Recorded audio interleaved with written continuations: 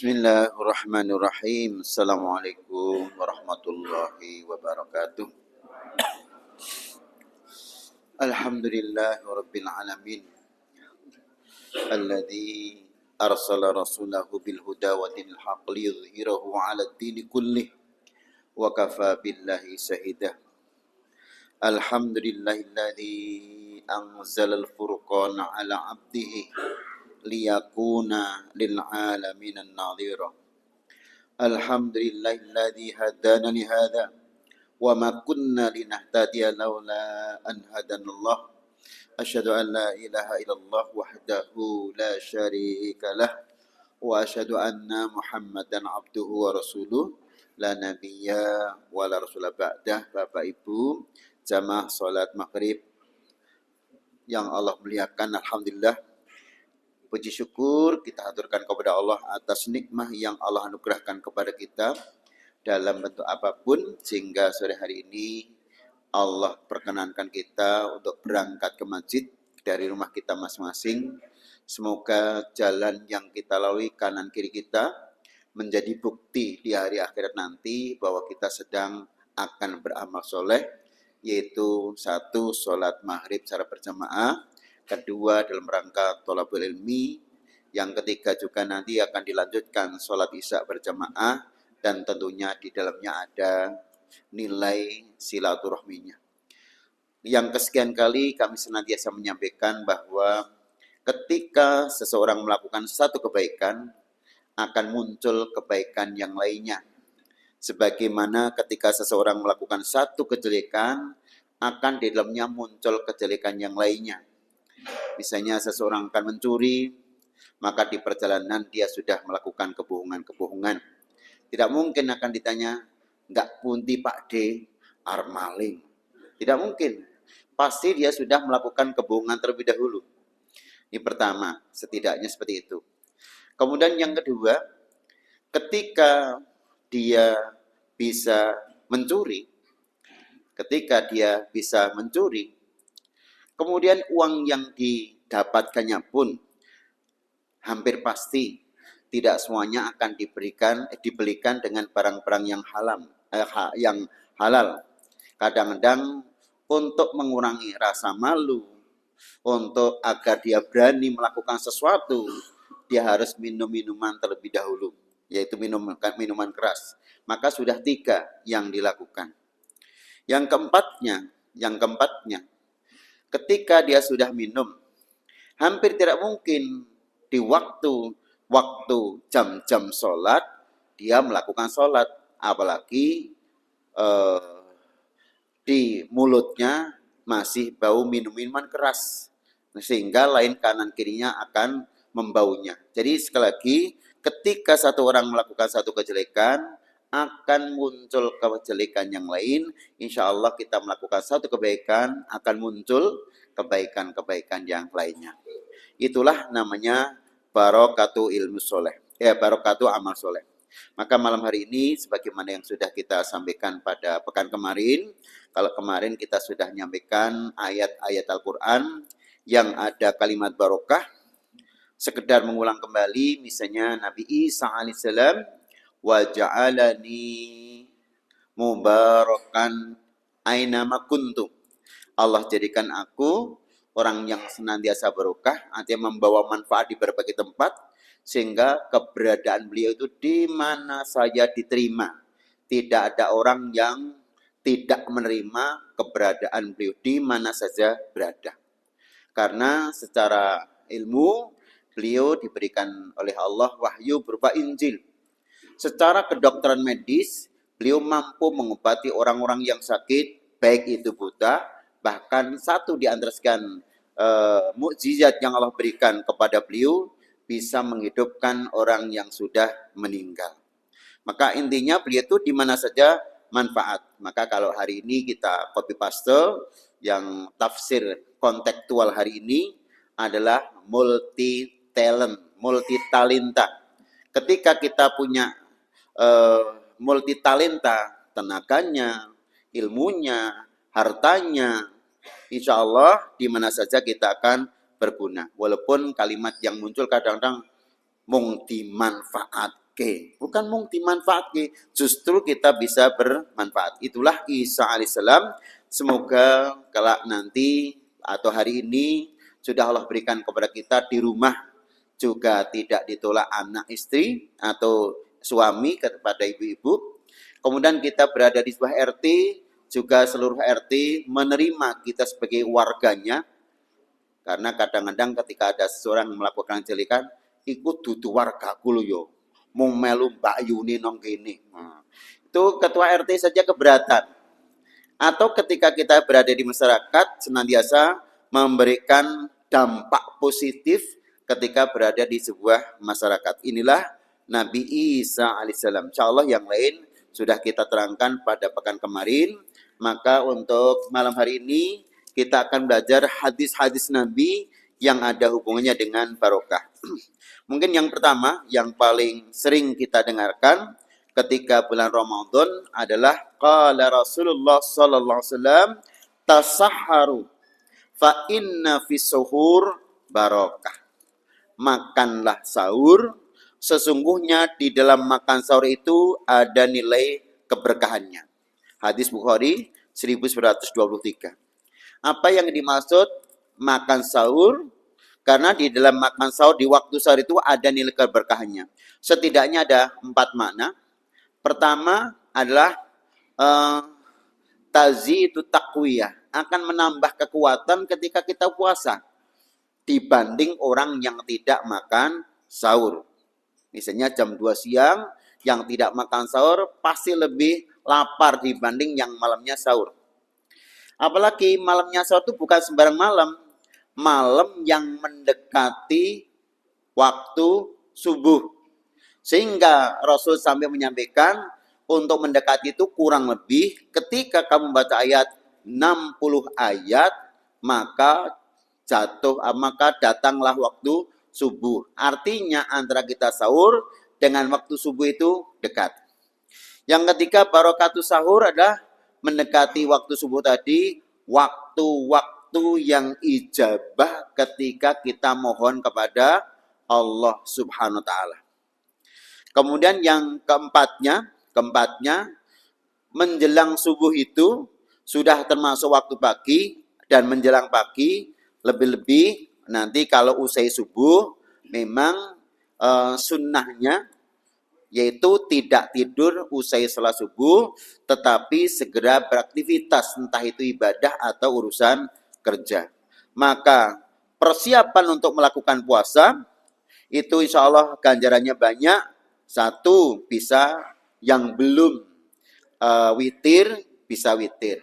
Yang sorenya sudah witir, bisa nambah qiyamul lailnya walaupun hanya 2-2. Oleh sebab itu Bapak Ibu, yang hanya makan sahur saja mendapatkan nilai barokah, napa mleh ibu-ibu sing tukang masak.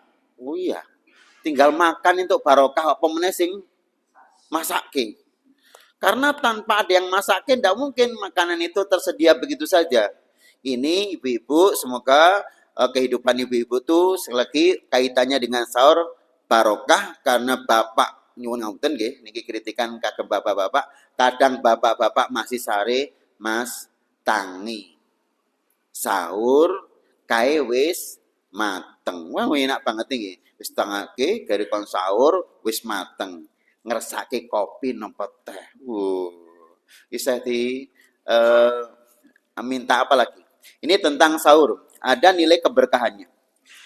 Kemudian yang kedua, setelah urusan puasa, kemudian qala Nabi sallallahu alaihi wasallam ma rawahu Ahmad, status hadis hasan li ghairihi, kullu amrin dzibalin la yubda fihi bi basmalah fa wa abtar aina qisul barakah.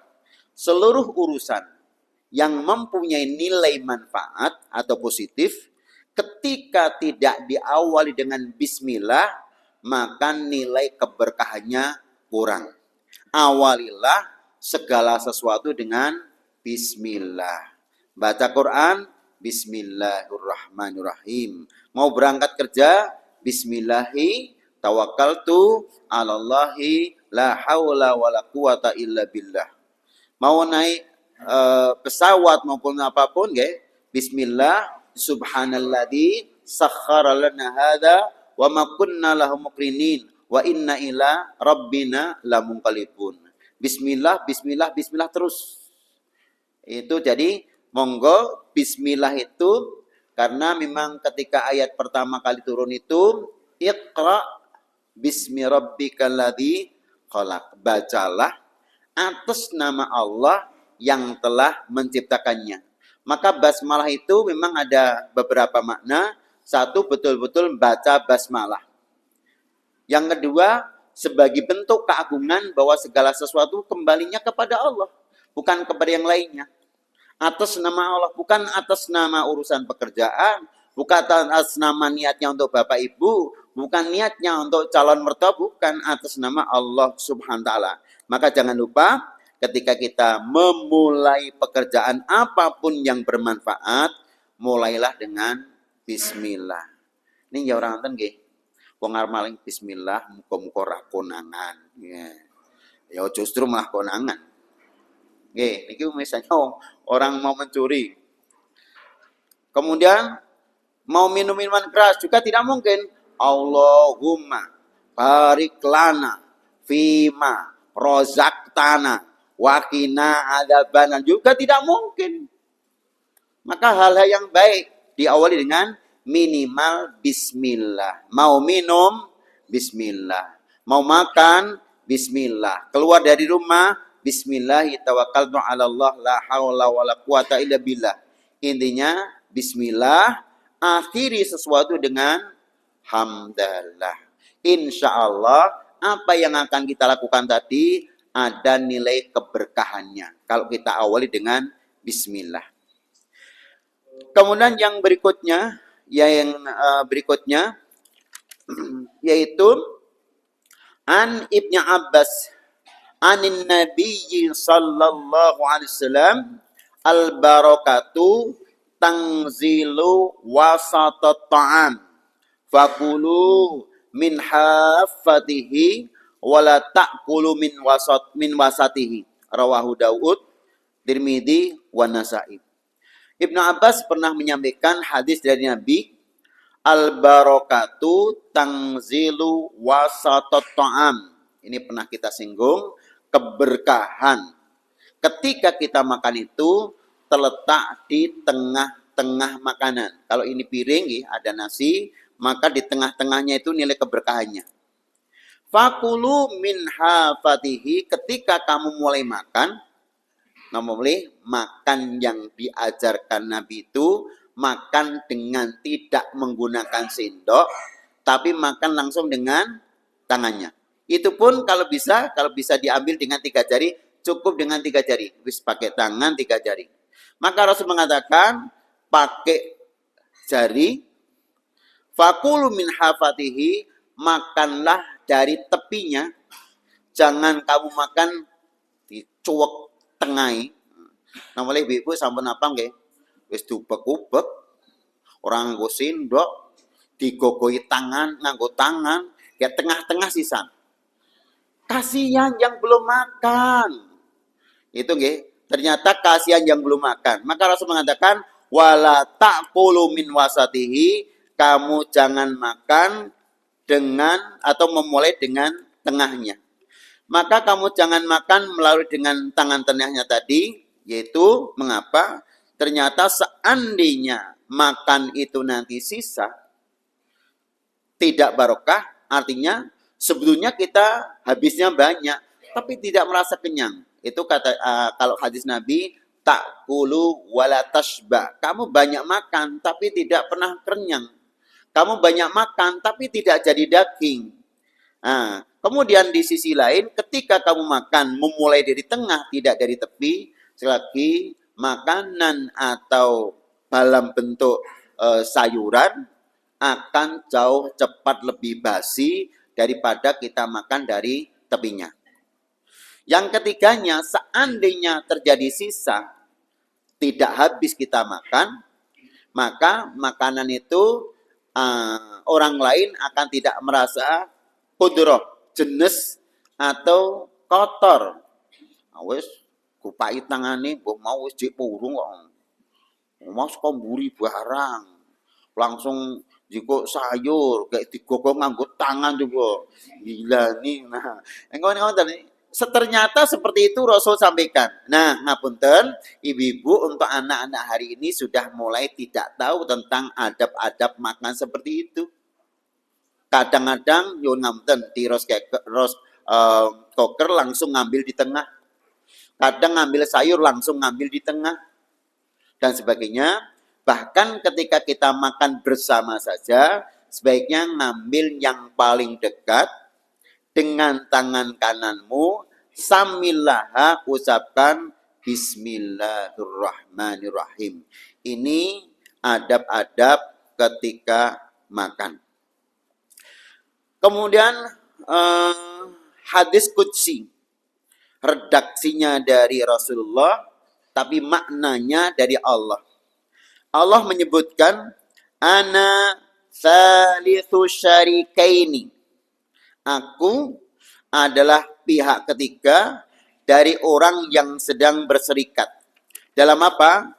Baik itu serikat perdagangan maupun serikat usaha yang lainnya dalam perdagangan. An Abi Hurairah qol ana tsalitsu syarikaini ma lam yakun ahaduhuma sahibahu fa idza khanahu kharatu bainahuma ay ma'ahuma bil hifzi wal barakah. Aku, kata Allah, adalah pihak ketiga dari dua orang yang sedang berserikat. Artinya aku ikut campur memberikan keberkahan dari orang yang sedang berserikat. Tetapi selama keduanya tidak ada satu atau kedua-duanya saling berkhianat. Tetapi ketika kita kerjasama, ada yang berkhianat, bahkan kedua-duanya saling mengkhianati, aku keluar dari rombongan tersebut. Artinya, jangan lagi harap keberkahanku ada pada orang yang sedang berserikat, tetapi saling mengkhianati. Kan perjanjiannya 50-50. Dan yang kedua, kalau ngambil bareng-bareng, ora ditung sik tekan juga sik. Yang kedua, kan kita punya komitmen separuh-separuh 50-50. Yang kedua, kalau ngambilnya bareng. Yang ketiga, seandainya tidak bareng, minimal memberitahu dulu. Wis tidak hitungan, yang penting ngambil. Yang kedua, tidak bareng-bareng, apalagi memberitahu. Artinya berkhianat itu. Nah, ketika sudah terjadi itu, maka kalau ini perserikatan, kalau ini namanya sebuah, kalau usaha gabungan, maka usaha pasti akan bankrupt. Pasti bangkrut. Kalau 2 atau 3 orang sudah ada yang mengkhianati, pasti bangkrut. Tidak mungkin usaha akan jalan dengan baik. Maka ketika kita membuat sebuah PT, CV, firma, apapun bentuk usahanya, tolong MOU seperti ini kita tetapkan terlebih dahulu. Kapan komisaris mendapatkan bagiannya? Kapan para pemodal ini mendapatkan bagiannya? Berapa besar kisaran gaji seorang direktur? Berapa kisaran untuk urusan CSR-nya? Kan pemerintah sudah memberikan ada CSR-nya loh ya. Nah, ini harus sudah ada aturan-aturan main terlebih dahulu. Komisarisnya siapa? Komisaris tertinggi adalah pemegang saham 51%. Nah, ini harus kita tahu semuanya akan nanti terjadi sesuatu. Nyuwun ngapunten nggih, niki ada sebagian orang yang tidak memahami tentang konsep kerja bersama-sama. Ada karyawan mengatakan, enak sekali komisaris itu, orang ngopo-ngopo bayarannya akeh. Aku kerja tiap hari. Gajiku mung 2.500 sesasi. Dia komisaris, tahu-tahu 10 juta. Ya iyalah. Kedudukannya berbeda, dia sebagai pemegang saham. Belum lagi di akhir tahun, setelah ada pembuatan raca, laba rugi, dia masih mendapatkan keuntungan karena sebagai komisaris tentunya mewakili pemegang saham. Inilah penting bagi kita untuk mengetahui model-model perserikatan seperti ini. Maka di zaman Umar bin Khattab ada sertifikasi orang jualan. Ketika belum memahami ilmu buyuk, ilmu tentang jual beli, tidak boleh jualan.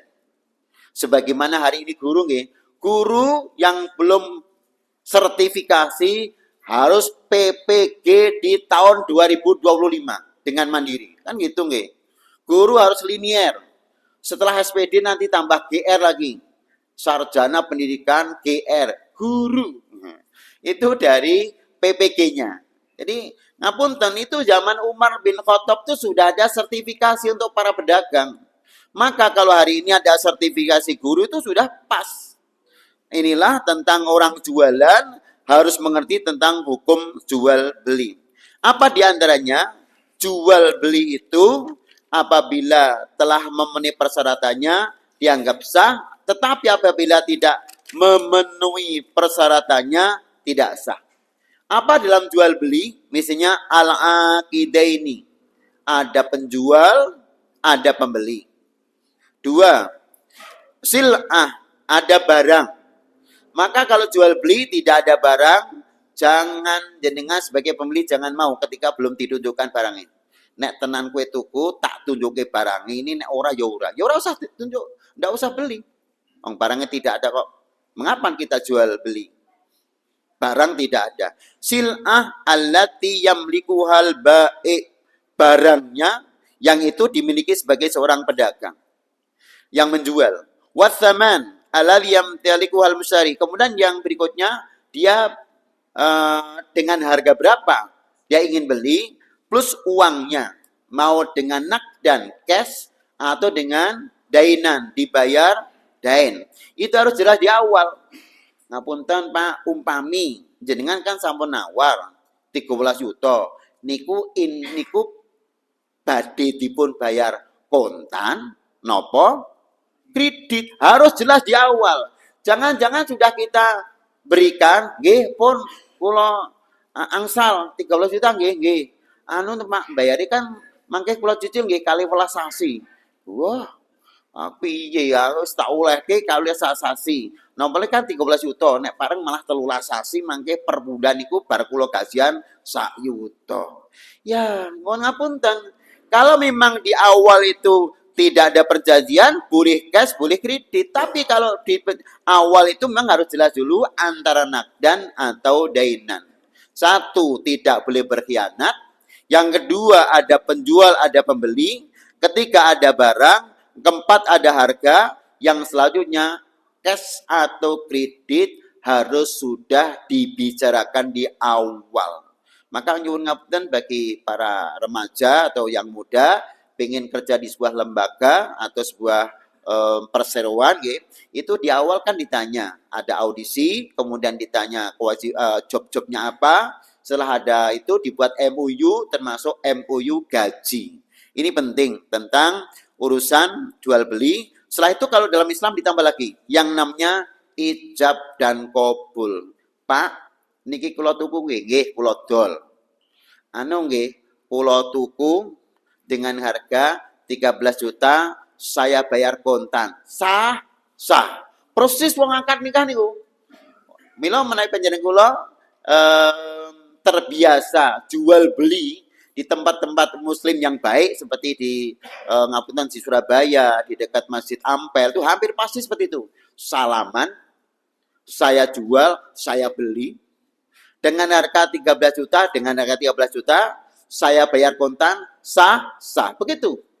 Ini sehingga nanti tidak ada sesuatu di balik kita akad jual beli. Maka ternyata sunnah Nabi ketika melakukan akad itu jabat tangan. Maka Bapak Ibu, panjenengan ingkang kagungan putra misil putri, badhe nikahkan putra panjenengan, mangke jenengan jabat tangan karo calon mantu. Mangke ternyata sunnahnya itu sambil akad nikah itu jabat tangan dengan menantu. Dan yang menikahkan bapaknya sendiri, yaitu bapak dari wali putri.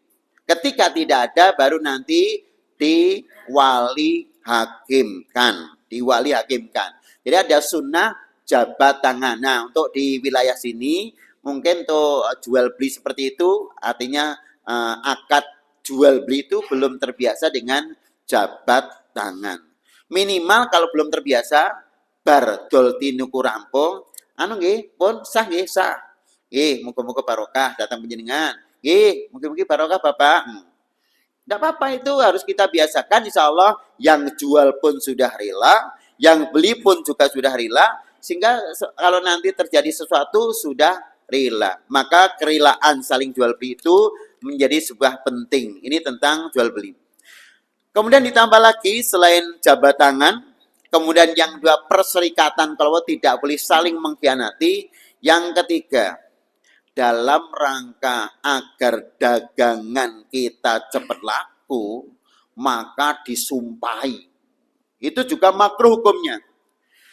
Jadi Rasul mengatakan al-halifu munafiqatun lisilati mumhiqatun lil barakah. Sumpah itu dalam jual beli memang betul bisa melariskan barang dagangannya. Tetapi dengan sumpah itu akan mengurangi bahkan menghilangkan keberkahan dari jual belinya. Pun mas, dengan tuku barang kula demi Allah. Niki kula rugi sak yuta. Wis, demi Allah sak yuta. Pun niki wau asline mpun dinyang 3 yuta. Aning gandeng kula yo ora pati kenal, kula luwih kenal jenengan yo tak yakin jenengan. Wis bohong yang kedua, wis dinyang padahal rungane wong nyang. Ketiga, barang ini original. Belum ada yang tak ganti satupun dari seluruh onderdil yang ada. Nanti bisa dicekkan yang ahlinya. Original, sumpah Pak demi Allah. Wah, sumpah lagi demi Allah. Wes. Ternyata menjual sesuatu menggunakan atau meminjam atau bahkan dengan menggunakan nama Allah tadi betul, memang secara logika lebih cepat lakunya barang, tapi nilai keberkahannya menjadi berkurang. Karena untuk meyakinkan nama Allah dibawa, tetapi kita tidak tanggung jawab terhadap barang tersebut. Maka cukup insya Allah barang menika sae. Kalau wau jadi penonton sing ingkang nganyang, ning kula dereng pareng, ndak usah disebutkan berapanya. Kalau wau enggak nganyang, tapi kok kula dereng pikantuk. Insya Allah begitu, insya Allah nilai baik kita sebagai menjual barang atau pembeli barang ada nilai keberkahannya. Sekali lagi, tolong tinggalkan dengan memakai nama Allah untuk melariskan barang dagangannya. Kados panjenengan kula di napa nggih untuk nama saja enggak boleh nggih. Upami ngeten. Pak ngapunten. Kula badhe ngambil arta panjenengan, insyaallah nginjang dinten Setu pas gajian kula badhe kula wangsulke. Kula niku rencange Mas Agung. Tonggo jenengan niku lho. Nah, jadi menggunakan nama teman. Padahal nama yang disebut itu belum diizini untuk dipinjem namanya. Gandeng perkewuh karo Agung ya disilai. Nggih ngoten. Itu misalnya tentang Agung misalnya. Menggunakan nama. Atau yang kedua menggunakan tadi saya punya jagan, insya Allah mangkih pendak tanggal 1 bulan baru itu pasti keluar. Padahal mboten. Niku kadang ibu-ibu katanya ikut arisan di beberapa tempat, ning arisannya dereng do medal. Terus pinjam dulu, mangkih kula sarutangi nek entuk arisan mriko, kula pendak akad melu arisan, ngriko pendak Jumat melu arisan, kula klewer nggih melu arisan, kula PGS melu arisan. Wah, pirang-pirang nggon melu arisan. Nggone sapa? Diklewer ora ana sing kenal. Di PGS ora ono sing kenal, Jumat iki Jumat ngendi ya ora ono sing kenal, hari akad itu juga ngapusi. Maka semacam ini jual beli itu akad yang tidak ada nilai keberkahannya, bahkan ada unsur penipuan. Jadi asidku indal bai, jujur ketika jual beli itu penting. Kemudian Bapak Ibu masih sedikit menyinggung tentang jual beli ingkang nate kula aturaken al bai'ani bil khiyar malam yatafarraqa, jual beli itu boleh memilih dilanjutkan atau tidak dilanjutkan. Cocok harganya atau tidak cocok harganya selama dua orang penjual dan pembeli masih dalam satu majelis, satu tempat. Tetapi ketika kita sudah kontur, baik tentang barangnya, harganya, kemudian waktu pembayarannya, itu sudah batal dengan sendirinya, sehingga tidak boleh kita mengatakan nganyang kok mincla-mincli, jari gelem saiki mau. Tidak boleh karena sudah berpisah dari majlis jual beli. Nah, ini tentang ketika jual beli boleh melanjutkan, kemudian ada kejujuran kedua-duanya, ditambah kekurangan kelebihannya disebutkan, maka insya Allah penjualnya atau pembelinya ada keberkahannya. Ada nilai keberkahannya. Lajeng Bapak Ibu kita tambah lagi, ada doa. Allahumma barik li ummati fi bukuriha. Niki ngendikanipun Rasul, ya Allah, anugerahkan keberkahan bagi umatku di pagi harinya. Artinya, ini dalam Sahih Abu Dawud, Tirmidzi dan Ibnu Hibban, ya Allah, berikanlah keberkahan kepada umatku di waktu pagi hari. Ini ada seorang sahabat namanya Sahrun. Nama sahabat Sahr ini, beliau mengirim kafilah dagangannya setiap awal pagi usai subuh. Para pedagang-pedagang, karena beliau itu punya pekerja banyak, itu mengirimnya di pagi hari dengan barang dagangnya.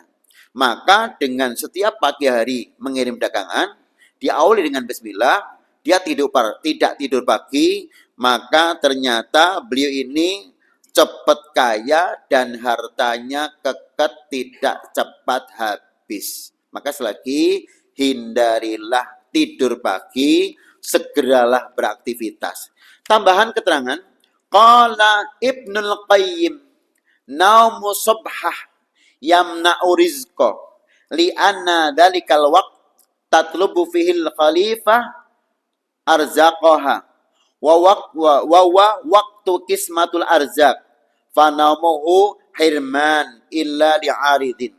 Ibnul Qayyim pernah mengatakan tidur usai subuh itu dapat mencegah datangnya rezeki.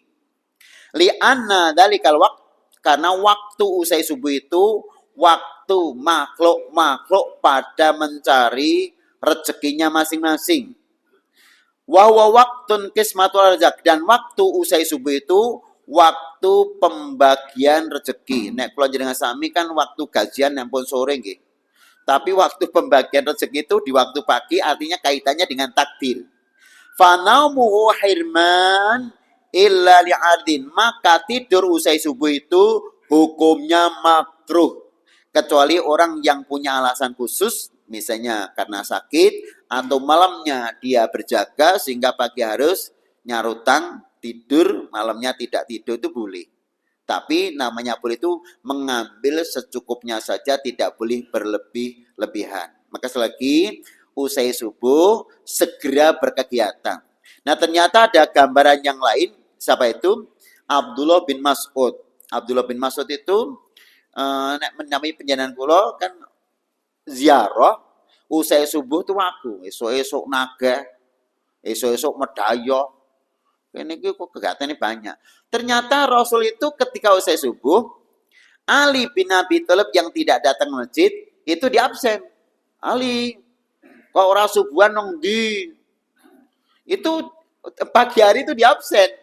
Ternyata bagi kalau itu sudah menjadi sebuah kebiasaan tidak masalah. Anaknya menaik penjalan kulo, sesuatu yang keluar dari biasa kan menjadi tidak bagus. Maka Rasul memberikan kesempatan untuk ziarah memang paling bagus usai asar. Maka ada dua sebenarnya, usai subuh dengan usai asar. Cuman kita terbiasa usai subuh tadi dengan banyaknya kegiatan, maka dialihkan usai asar. Bukan bar isya, Pak. Bar isya itu di zaman Nabi usai isya niku waktu istirahat tidur. Senajan zaman menika sampun boten limrah. Barisak ya dolanan ape nganti jam 2. Cah enom kok barisak turu. Niku padha karo nyemoni sing cah lanang kok ra udut nginang wae. Tukoke sayak wae kuwi. Cah lanang ora ngrokok, tukoke sayak wae. Ya Allah kan kadang-kadang begitu. Barisak kok turu kaya nyamuk. Nah, kadang-kadang sesuatu yang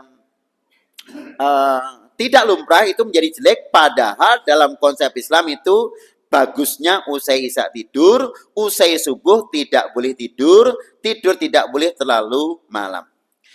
Ini tentang keberkahan di pagi hari. Kemudian kita tambah sampai jam 46 gitu. Lebih 46 gitu.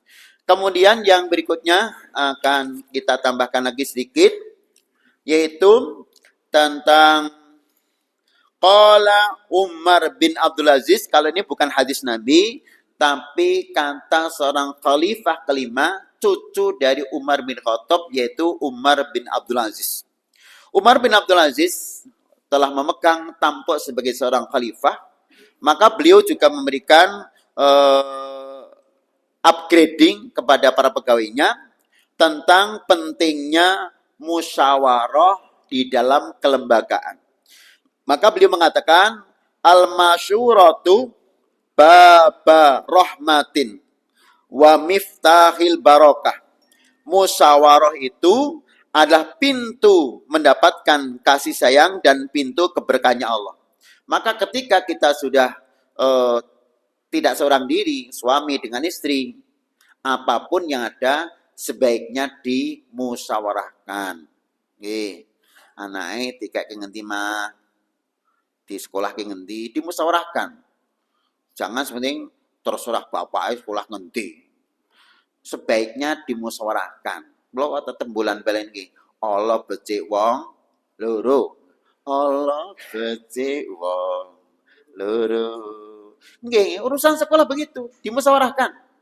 Apalagi kita di sebuah perusahaan, sebaiknya dimusyawarahkan. Sehingga bukan ketua itu memang memberikan ide, kemudian dilontarkan kepada di situ, teman-teman di situ untuk dimusyawarahkan, kemudian disimpulkan, setelah disimpulkan, kemudian diambil keputusan, kemudian dilaksanakan berdasarkan jobnya masing-masing. Maka Umar bin Abdul Aziz mengatakan, musyawarah itu pintu keberkahan. Monggo, panjenengan kula ingkang dados takmir masjid, apapun kegiatan masjid sebaiknya dimusyawarahkan.